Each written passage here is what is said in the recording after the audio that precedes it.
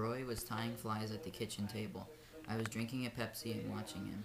He bent close to his work, grunting with concentration. He said in an offhand way, "What do you think about a little brother?" "A little brother?" He nodded. "Me and your mom have been thinking about starting a family." I didn't like this idea at all. In fact, it froze me solid. He looked up from the vise. "We're already pretty much of a family when you think about it," he said. I said, "I guess we were. We have a lot of fun." He looked down at the vise again. "A lot of fun? We're thinking about it," he said. "Nothing like a little guy around the house. You could teach him things. You could teach him to shoot." I nodded.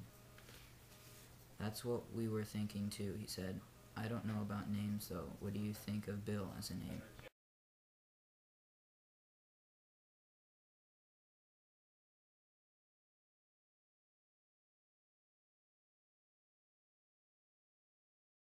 Roy was tying flies at the kitchen table. I was drinking a water and watching him. He bent close to his work, grunting with concentration. "What do you think about a little brother?" "A little brother? Me and your mom have been thinking about starting a family." I didn't like this idea at all. In fact, it froze me solid. He looked up from the vise. "We're already pretty much a family when you think about it." I guess we are. "We have a lot of fun. We're thinking about it.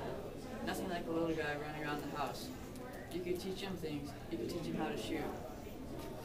"That's what we've been thinking too.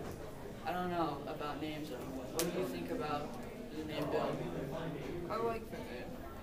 "Bill. Bill?" He turned silent again, staring down at the fly in the vise, his hands on the table. I finished off my water and went outside. I ate breakfast the next morning. Roy carried fishing gear and camping equipment out to the Jeep. He was lashing down something in the back when I left for school. Good luck! I never saw him again either. My mother was in the apartment when I got home that day, folding clothes into a suitcase that lay open on her bed.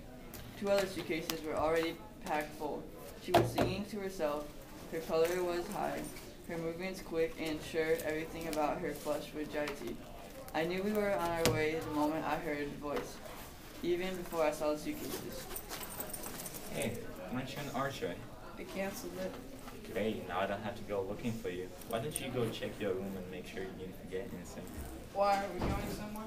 Yes, we sure are. Where? I don't know. Any ideas? Phoenix. Phoenix. I was actually thinking about Phoenix. What a coincidence. Yeah, I even got a few papers out of it. And Seattle too. What about Seattle?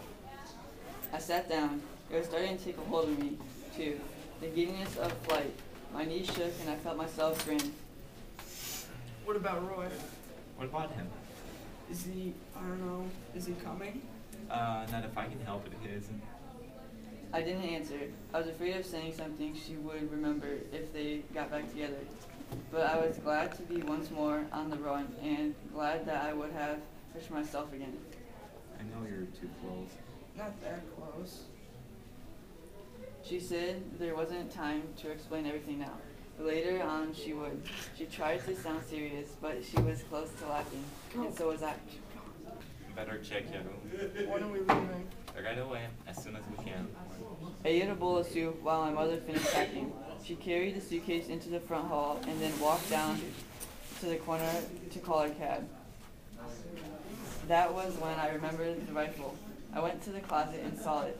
There were Roy's things, boots, a jacket, ammo boxes. I carried the rifle to the living room and waited for my mother to come back. Oh no, that thing stinks. It's mine. I don't care if it's yours. I'm sick of guns. It's mine.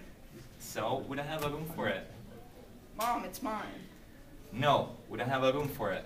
Yes, we do. I can break it apart, see? She had watched all this with her arms crossed, her lips pressed tightly together. She turned to the window again.